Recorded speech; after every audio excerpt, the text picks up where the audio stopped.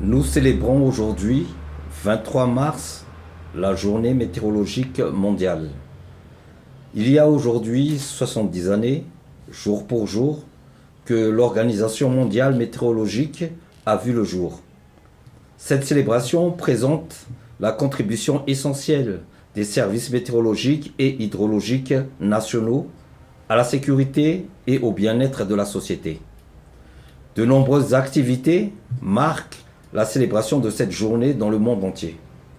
Les thèmes choisis reflètent les problèmes d'actualité auxquels est soumise notre planète. Cette année, la journée météorologique mondiale a pour thème le climat et l'eau. L'accent est mis sur la gestion du climat et de l'eau d'une manière plus coordonnée et durable, car les deux sont au cœur des objectifs mondiaux en matière de développement durable, de changement climatique et de réduction des risques de catastrophes. Le monde est confronté à de nombreux problèmes liés à l'eau et aux conditions météorologiques, se manifestant de manière plus prononcée et plus fréquente.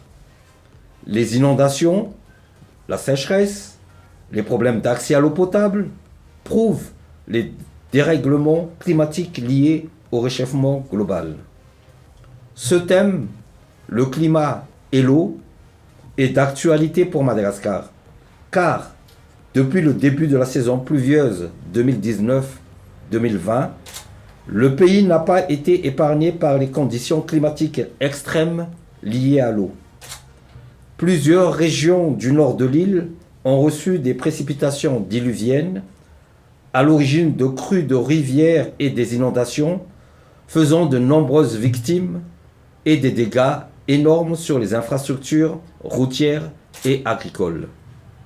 À l'opposé, plusieurs districts du sud de Madagascar se trouvent dans un état d'insécurité alimentaire préoccupante en raison d'un déficit pluviométrique prolongé entraînant la sécheresse. Dans le contexte du changement climatique, il est ainsi urgent d'améliorer les prévisions et le suivi de ces conditions climatiques extrêmes liées à l'eau afin que personne ne soit surpris par une inondation, tout le monde soit préparé à la sécheresse et que les données hydroclimatiques et météorologiques soutiennent le programme de sécurité alimentaire. Grâce aux efforts du gouvernement et en partenariat avec les organismes internationaux tels que l'Union européenne, la GIZ, le PNUD et la Banque mondiale, la Direction générale de la météorologie a été dotée cette année de nouvelles stations météorologiques, agroclimatiques et hydrologiques automatiques réparties dans plusieurs régions et districts, voire communes de Madagascar. Ces équipements vont permettre d'atteindre les objectifs cités plus haut et répondre aux besoins nationaux, régionaux et locaux pour la gestion des catastrophes naturelles liées au climat et à l'eau.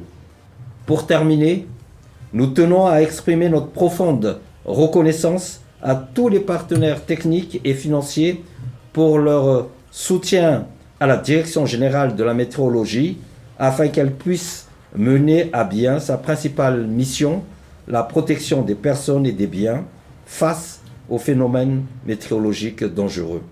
Je vous remercie.